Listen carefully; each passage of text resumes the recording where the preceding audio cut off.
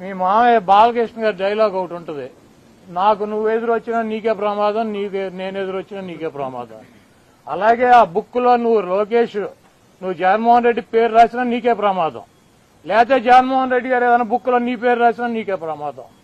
కాబట్టి జగన్మోహన్ రెడ్డి గారిని తక్కువ చేసో, జగన్మోహన్ రెడ్డి గారిని భయపెట్టో, జగన్మోహన్ రెడ్డి గారిని నైతికంగానో లేకపోతే అబద్దాలు చెప్పో దెబ్బతీయాలన్నటువంటి మీ కుట్రలు శాశ్వతంగా ఫలించవు. ఏదైనా ఒక ఎన్నికల్లో ఫలిస్తాయి. జగన్మోహన్ రెడ్డి గారి పేరు ఉందో లేదో మీ త్వరలో తెలుస్తుంది. మీ మామయ్య బాలకృష్ణ గారి డైలాగ్ ఒకటి ఉంటుంది, నాకు నువ్వు ఎదురొచ్చినా నీకే ప్రమాదం, నేను ఎదురొచ్చినా నీకే ప్రమాదం.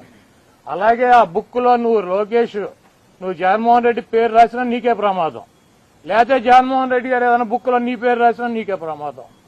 కాబట్టి జగన్మోహన్ రెడ్డి గారిని తక్కువ చేసో, జగన్మోహన్ రెడ్డి గారిని భయపెట్టో, జగన్మోహన్ రెడ్డి గారిని నైతికంగానో లేకపోతే అబద్దాలు చెప్పో దెబ్బతీయాలన్నటువంటి మీ కుట్రలు శాశ్వతంగా.